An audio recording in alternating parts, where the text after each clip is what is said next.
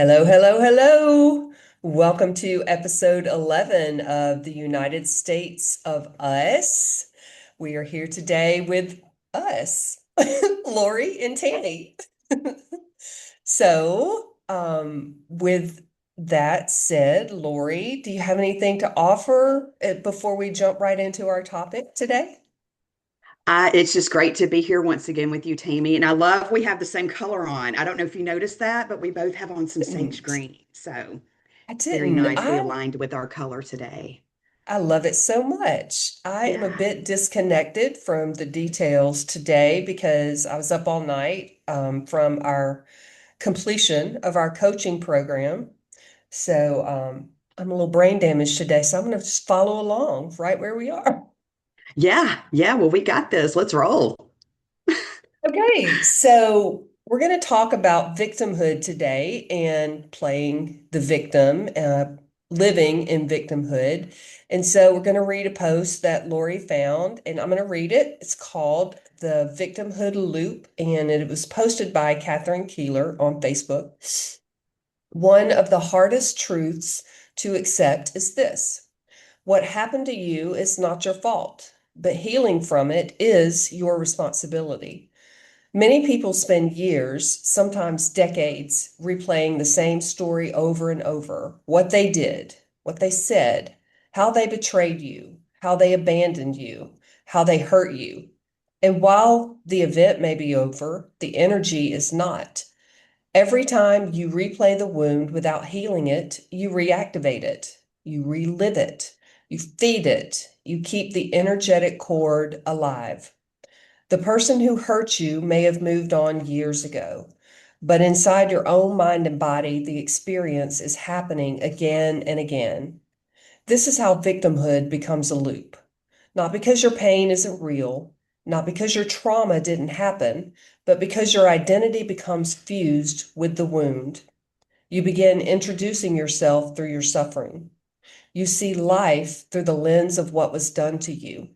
You expect betrayal because you've experienced betrayal.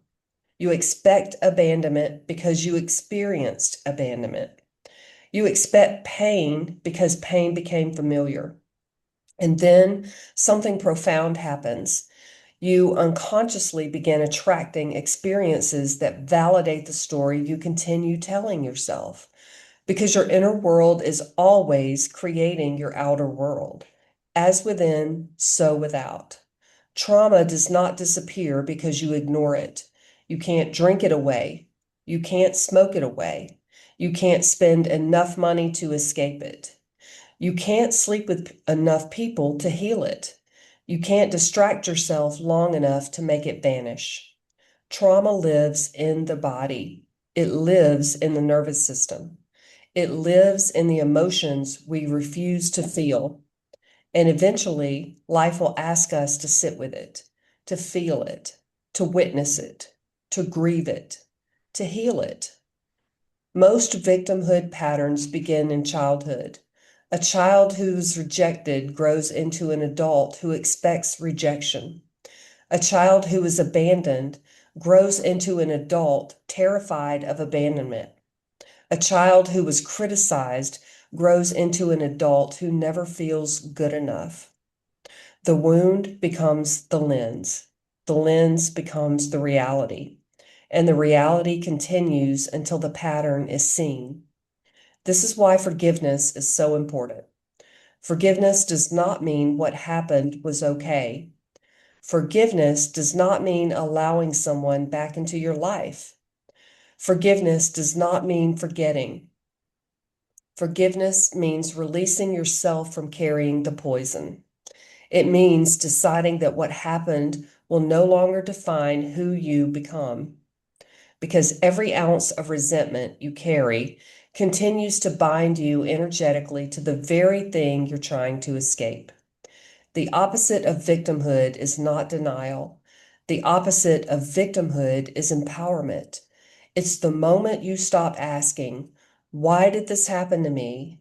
And begin asking, what is this experience trying to teach me? That question changes everything because healing begins the moment you reclaim your power. not by pretending the wound never existed, but by refusing to let it write the rest of your story. You are not what happened to you. You are who you choose to become because of it. And that choice is available right now, every moment, every day, every breath. The past may have shaped you, but it doesn't have to own you. You're the author of your story. You hold the pen. Your story isn't finished yet. Make it a masterpiece. I love that. Yeah, I do. I do too, Tammy. It just touched on, quite a few different points, as far as, the things that happened to you don't define you. Yes, there are experiences, and yes, we all have them in some sort of way that have shaped who we are. I mean, our whole point of being here is we're shaped throughout our lives, and we have layer upon layer that's laid over us. And it's up to us to come back, peel back that onion, peel Right, back those layers, find out who we are underneath all of that before what was put on us. We didn't ask for that. And again, it doesn't have to define us. We right, don't have to live from that space, and it is a choice. There's work to get there, and it is absolutely in layers. And I've got kind of an example, Tammy. This isn't like some major event that happened or anything, but it is an event that happened that I actually had to pause and really look at and had to go deep because what kept showing up to me, it's like, oh my gosh. And I could feel my old patterns coming up. So I just want to talk about it because it I love that. involves both you and me. Oh, wow. Okay, I'm So I excited. know this is, and you don't know about this. We have not talked about this. So this is Okay. totally live. Okay. So, um, before you and Hope moved to Spain, you guys were going to work the free mom hugs booth at the Pride Parade in Memphis. And you had put out a call on Facebook asking for people to come and help. Right. And I was really wanting to see both you and Hope before you guys moved away to Spain because I didn't know what the future was going to hold. I didn't know if I was ever going to see you again. And so it was really special to me to come. And so I messaged you. I bought my t-shirt off Amazon. I've got it hanging up in my closet, because we didn't have, t-shirts that were going to be given out. So I wanted to be in my role and have my shirt on Right. so people knew I was there for the free hugs and I was available and open for that. And so I signed up for an afternoon shift. And so I was sitting at my mother's and I start seeing, oh my God, the weather is turning. Oh, what's happening? Oh my goodness. And then I hear from you that it hit downtown really hard where the event was. And they Right. basically, shut it down. They called it off. You said tents were flying everywhere, that it was chaos. And they ended up Right. postponing it to later in the month, I believe. Yeah. And I'm not sure if you guys made it there, but I wasn't able to. So that happened. And I'm like, okay, well, maybe I'll still get an opportunity to see Tammy and Hope this weekend. But after that, you guys ended up getting a potential buyer on your motor coach. Yeah. And so I'm like, okay, well, they need to sell that. They really need to sell that before they move. I mean, that was this big thing hanging over you guys that really Yeah. needed to happen. And you guys had put so much, faith out there that it was going to happen. And I'm like, okay. And I was feeling it. I'm going, this is going to be the day they're going to sell it. Sure enough, y'all met with those buyers, you sold it. It was beautiful. And, still no mention of getting together. And I'm like, well, okay, okay. Well, Sunday, maybe I'll hear. But again, I didn't speak up. I didn't ask. I'm still playing small. I own it. Right. I know this. Right. So the following day, I start seeing posts come up on Facebook, and you are visiting with a friend celebrating her birthday. It was with Denise. You and Oh, Hope went down there and celebrated yeah. her birthday. So there were I think it was a video of y'all singing, blowing out Yeah. candles. And I'm like, oh, she and I share the same Have the birthday. same birthday. And I didn't get invited to that either. Okay. No. And so, and my at I was fine all day Saturday until that happened. And then I went, "Oh, my feelings are a little hurt. I'm once again not chosen, you know. That's the way it kind of felt. I know. And so I was like, well, okay, so I'm not going to get to see Tammy before they leave because, I ended up going home. And I'm not sure where we stand. And it was okay that I felt that way. There was nothing wrong with the way I felt. And, I remember talking to my sister about it. And I was still kind of sad at this point. I hadn't worked through it. And, not long after that, I sat back and I went, nobody asked me to come. Tammy didn't ask me to come. I volunteered to come. She and Hope, Denise is down in her space, and I know, so many things have been going on with her, and it was so great that y'all went down there and did that with her, and y'all probably had that scheduled for some time. I don't know. And the reality is I just wasn't meant to be there. And there was nothing wrong with that. All of the events were neutral, but yet through my own filtering Yeah. system, even through all the work I had done, I still had those feelings of not being chosen. And so, and you guys moved to Spain, and I'm like, okay, well, I guess that's it.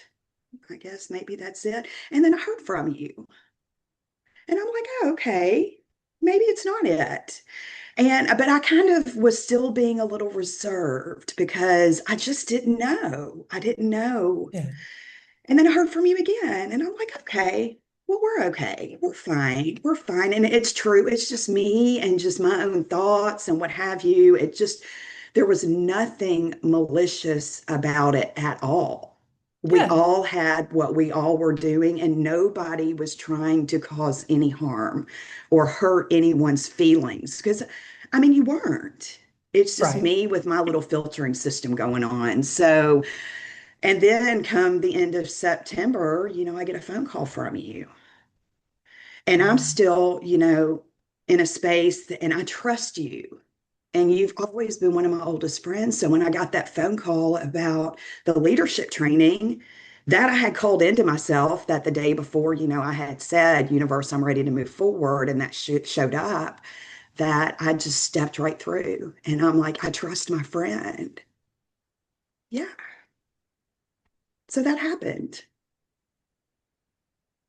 You're gonna have to I keep know. talking because now I'm emotional.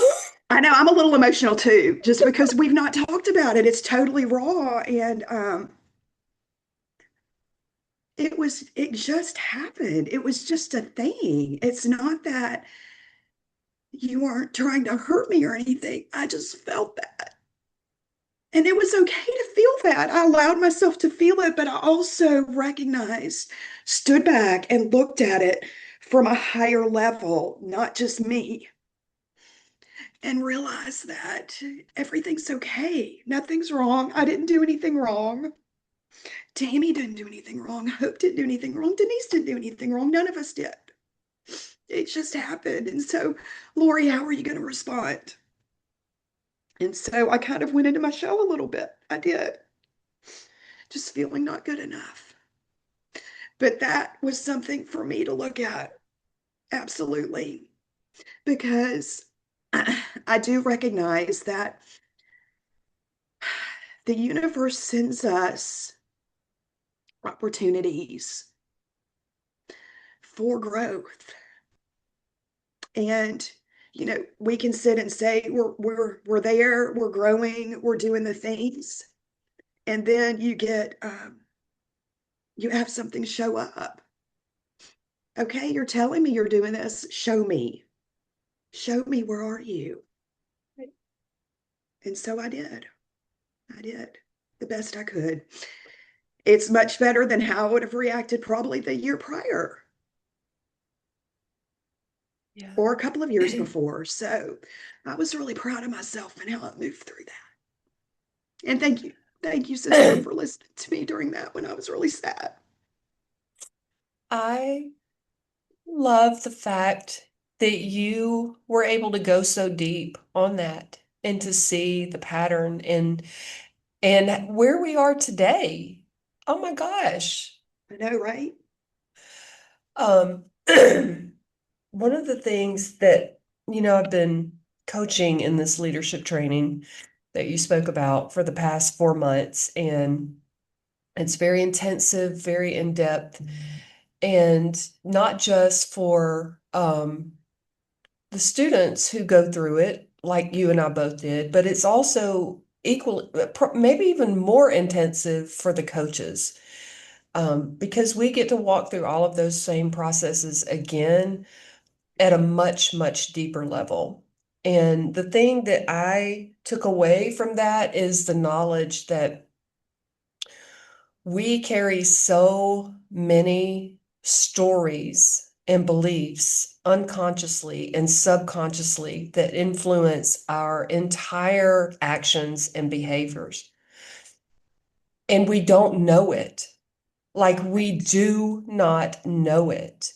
We cannot access that information that says, oh, well, this situation is happening. How do I objectively handle this? Right. Everything hits us through our filters of our experiences, our childhood experiences, our belief systems, what we were taught, what we learned on our own, and how it impacted us. Everything hits us through that. And um, I would love to say, first of all, that I would never in a million years hurt you intentionally or leave you out. Like, you are so important to me. And I, well, how fun would that have been for you to have gone with us to Denise's I that know. day? I Like, know. I totally remember that whole weekend too. Yeah. I remember Right. I had already bought my shirt as well, and just wore it. As a matter of fact, yesterday. Um, And I remember the lady who bought the coach who came, because it rained so hard that she we had like a little half pallet in front of the door because we were kind of down in a little ditch, the campsite, and like she literally had to take her shoes off and wade through water to get to the door Right. to I mean, it see the was a big, camper. yeah, it was like a, Yeah, right. it was a big storm, and I do remember that. And so I would just like to acknowledge and honor you for making the effort to come and see us. And we would have definitely made that happen, um, if we had just slowed down maybe long enough to even be aware of that. So, um, one of the one of the things you and I were just talking about was, me feeling like a victim of the coaching that I just did. Um, and my own personal ways of being and how I've learned to survive in my life is that I'm a perfectionist. I have to do everything better than anyone else, and I have to complete it first before anyone else. And it's the way that I've coped in my lifetime. It's the way that I have learned that I am accepted and I am loved. I have a lot of childhood experiences that prove to me that I am not worthy of existing. Just, I'm not worthy of being loved just because I exist, that I have to earn it. And the price is more and more expensive every day the older I get. The price of earning that becomes more and more expensive. And one of the biggest rackets that I got to address during the last 4 months was my unworthiness, my own feelings of unworthiness. And it just kept showing up. And it kept showing up in the students that I was coaching, which is how I know it's showing up in me. But I couldn't access it. Like when I was receiving coaching, when I was receiving instruction and being encouraged to go deep. And what is it? What is it? Let's get underneath this. Let's get it out. It's stopping you. It's blocking you. It's blocking them. I couldn't access it. Like I don't know. Like I don't know what it is. And really, honestly, right up until the end is when it finally clicked and I finally got it that I don't have to earn love. I am loved because I exist. I don't have to be the best at everything. I don't have to be first at everything. And no one else outside of me is telling me that. This is my own brain just operating, subconsciously, unconsciously. This is what I do. It's what I've done for the last 58 years.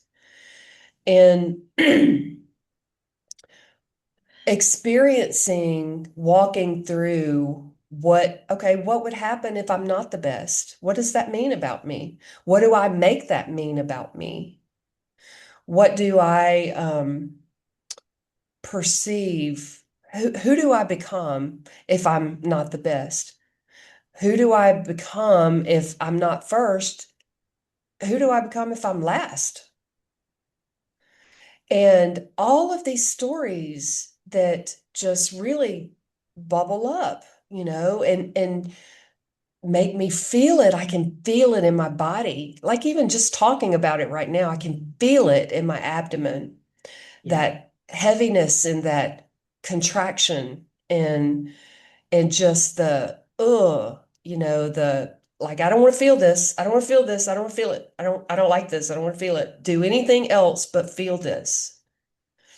And that was another thing. I don't like to feel. I don't Yeah. like to feel things that make me feel bad. And I don't. I will distract myself and focus on something else and do everything that I can possibly think of instead of just feeling the emotion and getting it out. One of the things that was very impactful for me was remembering and realizing how children process emotions. When we are young, before we are taught the things that we're taught, when we have an emotion, a 3-year-old, for example, in Walmart or Target or whatever, who sees a toy and wants it and is told no, throws himself on the ground and has a tantrum. They express all of that frustration, all And of get that it all out right sadness. there. Yeah, they do. Boom, get it out. And then Yeah. 3 minutes later, they're fine. Just move on about through their day. Somewhere along the line, when we grow up, we learned not to do that. We don't get to express our emotion. We make up a story about what it means we are if we express something that is out of the ordinary, out of the mainstream, just anything other than happiness or joy in public or around anyone. And I don't know. I don't know how I would perceive it. Like I've seen people expressing anger and frustration publicly before. And what I've noted is it's expressed at another person. Another person tends to be the recipient of that and the focus of that when that's really not what the emotion is about. And I don't know. I don't agree with that. I don't think it's right to victimize another person or to harm, not victimize, but to harm another person out of your own anger at something. Um, but is it okay to express anger? Yes, it absolutely is. You can ball up a piece of paper and throw it as hard as you can in a garbage can. You know, you can at your home, if you have an old plate laying around, go break the shit out of it on some concrete. Watch it, just there are ways to do that. Um, one of the things that I have a Yelling into a really, pillow is a good way. yes, yes, absolutely. If One you of the can't just scream emotions, out. Yes. One of the things I have a hard time with is expressing sadness and grief publicly. I don't know about you, but I think that we Claires, the people who have many of the Claires, and are extra sensitive, are feeling a lot of grief right now. We're experiencing a lot of grief that is not necessarily ours, and maybe it's centuries worth of grief. That's what it feels like to me because I will feel sad randomly at any given point in the day for no reason at all and just start crying. And Yeah. I don't have anything to cry about, right? Hope cracks me up walking around saying that all the time. You better stop that crying before I give you something to cry about. And I think that's something we all heard as children, and we don't do that now. We don't stop that crying. You know, each of us get to encourage the other to cry, let it out, feel it all. If you need to sob, sob. You are safe and you are here, and feel it. Just feel it. Let your body experience it and let it Yes. out. Let it move through you and out of you. So, what I discovered in this coaching program is that I do not like to be vulnerable in front of a lot of people. I don't like to cry. It makes me feel weak. My unconscious reaction is that I am less of a person if I display vulnerability, or if I display anger, or if I display sadness, or if I admit that I don't feel well, or I don't, or I feel sad, even. Just something as simple as saying I feel sad makes me feel vulnerable. And, the most ironic thing is I wrote a book a few years ago about vulnerability. And here I've said, I don't like feeling vulnerable, Still working through it. right? Yeah. So, um, that has been amazing to discover. And the thing you just described, when you work through that process and you own it, that this is how I feel and this is how I felt, and I can see that I am safe and I do get to feel and I'm allowed to feel, I have permission to feel, then that completely erases the victim mentality. I'm no longer a victim of it. I don't have to feel sorry for myself. I don't have to want to make you feel sorry for me. I don't have to walk through all of that to change it. And everything starts with a thought. All of our emotions begin with a thought. All of our actions begin with a thought. And when we get to the place where we are aware of this thought we're having and how it's making us feel, we have the power to stop. We have the power to shift it. We have the power to change it before we just jump right down that rabbit hole and follow it all the way down. Yeah.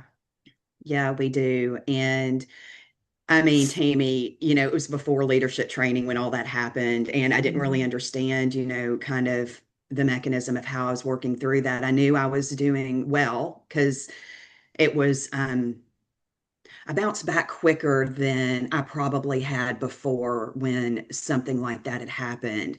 But you touched on something when you made the comment about, thoughts, because the more we understand about that this world is a co-creation of all of our Right. thoughts and our actions and what have you, it all does start with a thought.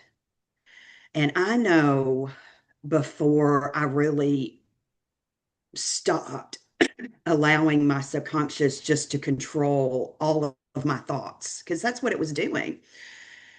Back before I was, slowing down and redirecting my thoughts, I was having thoughts come in about, unworthiness, not being good enough, It doesn't matter what you do, you're not going to succeed. All in that family of Yeah. just not being good enough. And it's hard for me to even say it because I no longer believe that about myself. So it's like I'm Right. choking up. It's like it's not wanting me to say it. My body's not like my throat chakra is kind of like closing. I'm like, no, you don't have to talk about it. I'm going to talk about it because it's fine to talk about. It's not who I am today. Today, Right. I am filled with thoughts about love and peace and kindness. And, but those thoughts are not just for me, it's for the whole world. I Right. really work on having conscious thoughts about this world being peaceful and for everyone to have enough, everyone to be able to come out of survival mode, because the majority of us, we work in a state of survival mode. And I'm Right. not even going to say it doesn't matter monetarily how much money you have. People who have a lot of money still may be working in survival mode because it's not enough power, it's not enough amassed for them to be comfortable. Like Ebenezer Scrooge, he couldn't give enough. I love that story with Ebenezer Scrooge about how he was visited by the three the ghosts from Christmas past, present, and Right. future, and really understood that, oh my gosh, everything that I do is affecting my future self, is the way, ultimately what was Right. happening. And he was allowed an opportunity to change his ways and remove all those chains that were holding him down and how he was going to be tethered. And how beautiful the world became because he stepped into a totally different timeline from that Right. and ended up, helping Tiny Tim, and who ended up living because he monetarily could help him get, the help that he needed physically, Yeah. through whatever that looked like. We don't know. But I love that story. And I feel like each and every one of us can do that.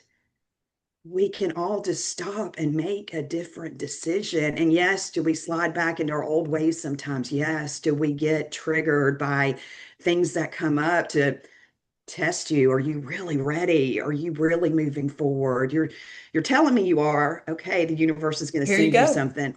Are you? How are you going to Yeah. walk through this one? Yeah. Because to me, I mean, karma comes back really fast to me these days. If Yeah. I just, but for people who are stuck in their trauma and it's so overwhelming, it's hard. It can be hard to work through all of that and release it, because many people, it is their identity. It is their identity. When they wake up in the morning, it's the first thing they think about. That's how they move through the day. They don't, and they also don't want anyone to know, because, oh my God, this happened to me. I can't let anyone know what happened to me because people are going to think less of me. When in fact, most people are stuck in their own heads anyway, dealing with their own traumas and whatever happened to Exactly. them, worrying about what you're thinking about them. When Yeah. we've all had, experiences that have shaped us into who we are. But you don't have to continue to drag it with you into your now moment. You get to look up and look with your eyes and just see what's around you and pause and just be present. Yep. And it Yeah. is going to come up and it is work. And there are times that it comes up so strongly. It has for me. I mean, sometimes I'll have to go get my diopte stone and sit and cry in a corner for, 20 minutes because I've got something releasing. I don't even know what it is. Yes. But it's like, here it comes. And I'm like, okay, well, let me just go. Oh, I'm going to need my stone today. Okay, I'm going to go get my stone. And I don't know if it's my own, if it's generational, if it's just something in the collective that I'm Right. able to pull into me and help release and transmute. I don't really truly understand. I do know a piece of my ancestors, all of them are with me in my DNA. Right. But it's not just the weaknesses, it's the strengths too. All of that Absolutely. is there. And so I feel like the world's, oh, you've got all this ancestral trauma and you've got to work through. And yes, we do. We get the opportunity to work through that and to help the generations going forward, because we're continuing, to add that to our DNA that we share with, our lineages. back and forth. So, yeah. Absolutely.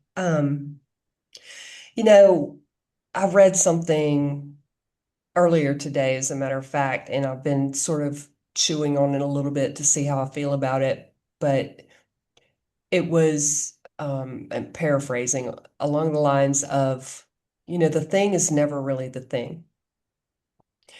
And that trauma, when it happens, is not really the thing that stops us. It's not the trauma. It is the inability to talk about it and move it outside of your body. It's the inability to feel it and express it outside of your body.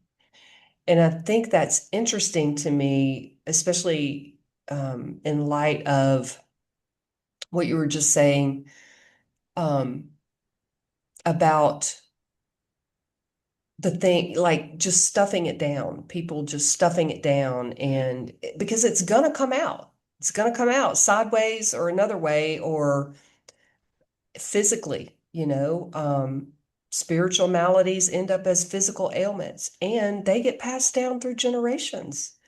If your family has heart disease, um, a shaman will tell you that generationally there's something in your ancestry that was a physical, like an actual event that happened. And I've heard amazing stories where a shaman has taken someone into a past life regression and they've experienced where a family member, an ancestor, was stabbed, like in the heart. And for lines of generations, these people had heart disease and heart attacks. And the shaman was able to remove the knife and it clears the whole lineage, like it resets the whole lineage. Um, and another one of the other things that struck me is thank you again for telling me about that. I really appreciate that you shared that with me. You're right, I don't feel guilty because I didn't know, and I You didn't know do that if anything I had wrong. known, right, if I had known, that would have been a whole different situation. And the beauty part of that is that even when you felt not chosen and left out, you still called it back in. We Yeah. called it back in. We called it back in with the phone call. Um, we called it back in with the leadership training that we both shared. We called it one of my best memories of calling it back in is when we visited the US back in May and we got to see you and Denise and my other friend Deb. And we had a slumber party at the house we were Yes. staying at and just got to spend the whole night. And honestly, that was one of the best memories of the whole trip for me. Like, that was one of the best experiences of the whole trip. And I loved it so much. And if I had to say, honestly, if I would trade that experience for you to feel chosen a year earlier, I wouldn't. I Same. wouldn't. Same, Tammy. Looking back on it, I mean, it almost feels like a test for us because not only did we have that happen, but when I came to Memphis for, the womb massage therapy that you were doing, Mhm. and it was supposed to be 3 sessions and we only got through two. Yeah, And, everything that happened, y'all getting sick, the power getting turned off, just all this right, crazy stuff, it all just happened all at once. It's like, okay, well, maybe we're just not supposed to do the third one, or forces trying to keep us apart. I wasn't sure, but I, I'm just gonna assume that maybe we weren't meant to complete it. That's the way I would like to look at it. Not that there were forces trying to keep us apart, but that it was just not time for us to complete that. It was some sort of test, like a bond test with us. And then, that happened. And I could have easily just, well, they've moved. It doesn't even matter. She's just an old friend. Friendships come and go. And those things do happen. yeah, But our bond has always been really strong. I've I always agree. felt that with you. I agree. And so I wasn't willing to give up on it. And I do forgive easily. That's one of the things that, not that I pride myself on, that it just feels good to let that go. Yeah, Because when I know people are doing their best, and I know you and Hope were, oh my gosh, that time y'all were a month away from moving, that was you know, kind of crazy. you needed to sell that. The last thing you needed was Lori over here going, I feel chosen. I'm not chosen. I don't feel chosen. Oh my God, poor pitiful Lori. And I didn't do that. I stopped and I stepped back and I just said, no, this is more than just you. This is more than just me. It's okay. All of it's okay. You're going to be okay. You had a great visit with your mom and your stepdad and that little Rusty Roo, their little pup. And so all of it was fine. And it was really exactly what it was supposed to be. And it was okay. And y'all sold your motor coach and then had a great visit with Denise.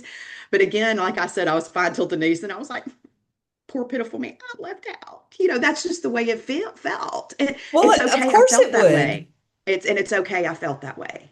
It was But you're okay. right. Your birthday is the same day as hers. And like for whatever reason, I don't even we had so much going on. Like Right. we were insane I and know. trying, just insane. I don't even need to go into the detail of what was going on, but we were insane at that time. And it would have been perfect. And I would have loved for you to have gone with us Yeah. to celebrate Denise. And that felt, she had just lost her dad. I know. Like I said, And everybody had so much going on. I know. Lori Logic was and telling me that. yeah, well, so we spent probably the last couple of years was a really good experience for me in reconnecting with Denise because, like you said, friends come and go, and Denise was a college friend, and like I knew I could feel that she was struggling a little and caring for her dad when he was so ill, and that she was, that I just felt it. I felt like she could use a friend. Yes. And so we reached out to her, and thank goodness she came and stayed with us like a few weekends and just had a little getaway with us. And it was great. We had so much fun. And so I felt like we need to go. I wanted to do something special for her before we left. Yes. And And you would have been totally a perfect appropriate. addition. You would have been a perfect addition to that. But it still was So, totally appropriate to do that with her. And I'm so well, glad y'all did. Because, yes, I know she was having such a tough time. And oh my God, it was so great to see her when we all had, our get yes. together when y'all were in town. Because I don't know that I'd seen her in like 30 years. It was like no time had Oh, passed. And that hug I got from her, I mean, just, that heart to heart connection. And she just feels safe to be around. I just love yeah. her. She's Yeah. just such a good person. Yeah. Well, and again, I wouldn't trade the time that we had when we were together in May to go back and reroute anything that happened a year prior. And I'm sorry that you had to experience that the way that you did, but what I'm really grateful for is that you actually got to sit back and look at that, and and now you don't have to do that anymore. Like you don't have to feel like a victim in any situation because you know how to take your power. You know how Yeah. to say, hey, I want to come too, you know? Um, and I really love that. Yeah. And I mean, I could have asked the question, what else do y'all have going on this weekend? But I didn't yeah, ask the question. So it's on me too. yeah. I was the one sitting back waiting to get invited, waiting. I could have asked. I could have asked. I could have been a little more bold. I could have asked. I love how everything has worked to our highest and best. And yes, honestly, the womb massage experience, that was really like the first time you and I had connected in a while. Like it had been a few Yes. years. Yeah. And I feel like that was really the universe bringing us back together. And I feel like there's something that knows that we are a powerful combination together. And, you can call it unseen forces or whatever, but there are forces that do not want people in power for the good, That's true. to connect. So I just I wouldn't trade anything of what we have today and where we are today and how we've reconnected and how we've come back together and how we're putting ourselves and our light out into the world today. It just feels Yeah. beautiful. Beautiful. Yeah. And I'm sure there's people who are like, oh my God, another Tammy Lori story. Oh my goodness, Woo woo. but and that's fine, but it's more about us as being together and just being a little vulnerable and showing people, it's okay to be. You're safe. You're safe. Yes. It doesn't matter what somebody thinks about you. Yes. If they're judging you, if they're in a state of, I mean, you're doing your best in that moment with what you were facing and how you were conditioned and all the trauma you had and what you were still holding your body, all of it. Even now, I mean, I'm not saying I don't have stuff still being held. I could end up downstairs in 30 minutes in my corner crying. Who knows? But but for right now, I mean, it felt good to talk to you about that because we had not talked about it before. No, no, this it We was haven't. That's why I it was a said this is surprise. something with you and me, and it will be a surprise. And it just feels appropriate to talk about it, especially after It. your, leadership training graduation that just occurred, and then, just the journey that we have both been down. And here Yeah. we are together, which again, I'll say it, I just coming, Yeah. it's like almost like we, with the womb massage thing, almost like our cords kind of aligned again, but it just wasn't time yet Yeah. until last September when we really kind of reconnected through our leadership And training. and I my experience has been that when I allow myself to feel and when I allow myself to be vulnerable with other people, in front of other people, publicly, however, that every single time people respond to me in a positive way. They want to help, they want to assist. And so the very thing that we think is going to happen, people are going to hate me, I'm going to be ridiculed, I'm going to be made fun of, I'm going to be ignored, I'm going to be whatever it is. I think you're onto something in that most people are so preoccupied with their own lives and what's going on in their own heads, they don't even notice half the time when someone else is feeling something. Like they really don't even notice it.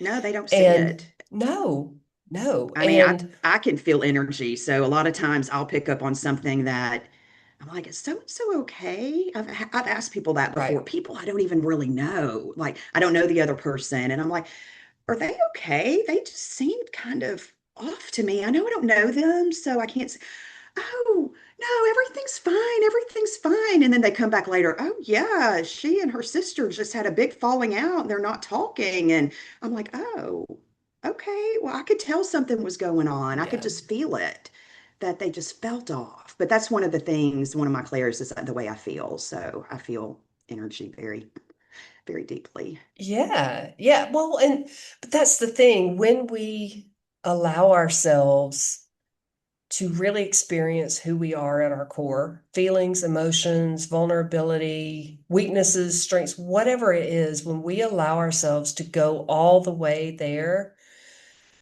people respond in kind. And one of the most beautiful things that I've witnessed is that when I allow myself to do that, I give permission to those around me to do that. And I think there's nothing more beautiful than that, than a whole group of people who are so deeply connected to each other that they are safe enough to be who they are at their core. I just can't imagine utopia any better than that. Yeah, everybody, utilizing their own beautiful talents. and being who they're meant to be in this world. Yeah. Absolutely. Absolutely. As you said, our graduation was last night, so that's top of mind for me. But um, we were asked to acknowledge ourselves for what we've done over the past 4 months. And I can't even get through it all the way without just bursting into tears. Oh, I want to acknowledge myself for blah, blah. And the really beautiful thing was the responses that I got to that were, we love your big, beautiful heart. We love you. We thank you for your commitment. Thank you for, whatever, all the things that I said. And, it didn't have to look good. It was just pure and it was raw and it was real. And it gave them permission to experience that as well. Yeah. And if anything at all can change the world today, it is permission to experience feelings and things that you've just kept buried for your whole life. Yeah. So, Absolutely. no more victimhood for us. None. No more Vicky the victim in this house. Well, if it rears its ugly head, I do know how to move through that much, much quicker. Right. So instead of it, throwing me into a depression or whatever that looks like, or really, contracting, I just kind of look at it and I'm like, oh, okay, Well, keep yeah, moving. you're right. That's it. And that's not to say it's never going to happen again, right?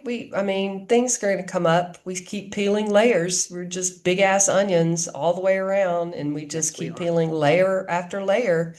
And it all starts with a thought. So when the thought happens and you notice the feeling in the pit of your stomach and the contraction and the weight, you get to say it's an opportunity to be curious. You get to say, what's happening here? What is this? And is it real? Is it mine? Can I feel it and let it go? So that's a beautiful, beautiful process for me now. And I love knowing that I am powerful enough to create my own reality. I'm powerful enough to create the external reality around me, Hmm. just with a single thought. And who I am, who I'm being at that moment determines every bit of that. Yeah. I love too, Tammy, that it seems like people are kind of stepping up to hold space for each other more and more, to Yeah. allow people to just speak out what they've been holding. Because sometimes that's all you need is just to speak it out. And once it's out, it can be, at least that layer can be released. Yep. And then maybe the next layer you just work through on your own, or vice versa, however that looks. One of the things that I learned in early sobriety was this, and it's stuck with me this whole time. It's like buried in a little crevice in my brain somewhere, but that if you will allow yourself to go as fully into the pain that you can, if you will allow yourself to experience as deeply as you possibly can, whatever it is that you're experiencing, then you don't have to experience it at that level ever again. Yes. It's never quite that painful. It's never quite that deep. And the recovery time is faster and faster. And so I love that analogy, that explanation, or that concept that, you know, just lean into it. Whatever it is, lean all the way in and get underneath it and let it out. Just let it out. Yeah, just allow yourself the space. I mean, sometimes you really do have to feel it to heal it. You've got to just, Yes. face it, look at it, and you don't have to go as far down into it, but it does have to be looked at Yeah. Yeah. and just allow the emotions to work through you. And it's different for different people. Some people do it through art, music, exercise. I mean, there's different ways to do it. For me, I tend to cry in a corner Yeah. for however long it takes. That's one of the ways that, yeah, it works for me. And I'm sure for many others, but it's okay to cry, and the tears, oh my gosh, there's something so majestic in tears. It really is a beautiful release of the body. Yeah. So beautiful. Tears work for me too. Like I said, I've been a crying fool the last 6 months, and I'm just going to continue to be a crying fool, and I don't really care who sees Yeah. it. Laughter works well for me. I am fortunate enough to be married to a hilariously funny person who keeps me in stitches all the time. And I love that about her. I love her sense of humor. Um, and the screaming thing works well for me. Screaming Yeah. into a pillow, dancing, just dancing, I have heard, maybe some people haven't, but I've heard much talk about somatic dance, and there are many programs offering that. And that's a great concept and it's wonderful. And I guess it was a few months ago, I thought I'm going to put music on. Like when I was younger, when you and I were roommates, like back in the day, before we had gray hair, um, we, it was nothing. That was a weekly thing. Like every weekend, I would have music. Remember the big speakers that we had Yeah. mounted on the Oh wall? my gosh. Yeah. It was cool to have. Bigger the better. It's like a whole wall.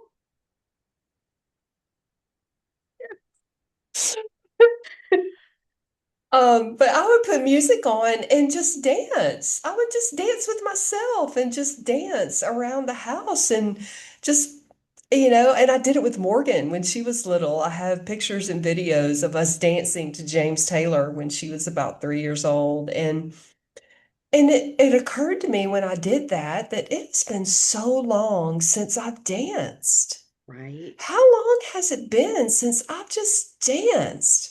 Not to look good, not to, have the latest moves, but just to move my body to the music, Yeah. just to let my body feel that and everything that goes with it. And so dancing for me has been almost like a newfound passion again. I've just had so much fun with it.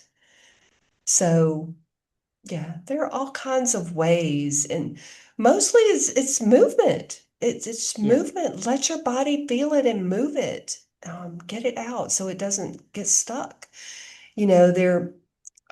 You've probably read the book "The Body Keeps the Score," which Yeah. is about that very thing, that pain I'm actually lives. about halfway through it. Yeah. Oh, good. Well, I'll let you talk about it then, because you're Well, more it's been a familiar. while. I've got it on audiobook, but yes, the Okay. body does absolutely keep the score. Yeah. It holds it.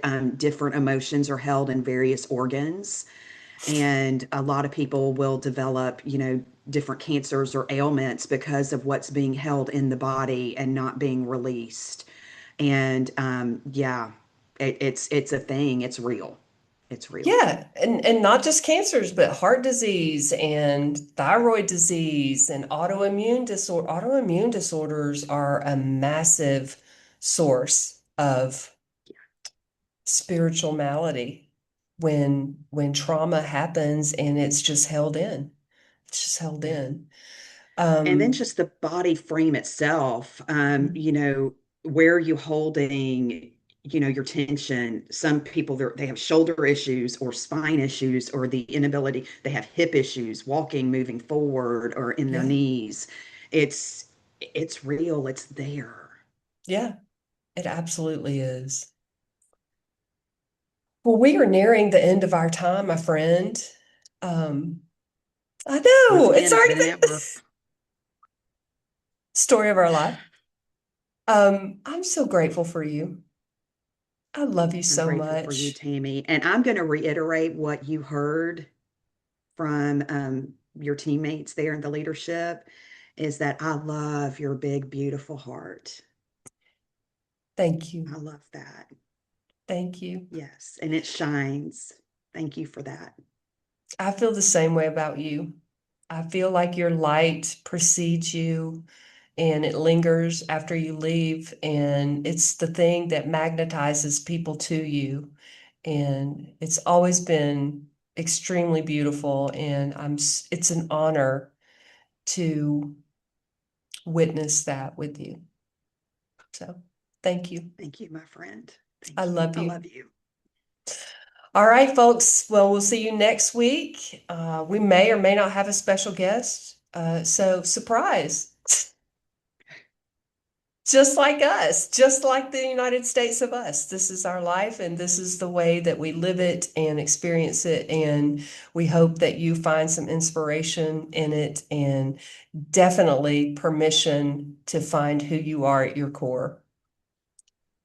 Love you. Love you all.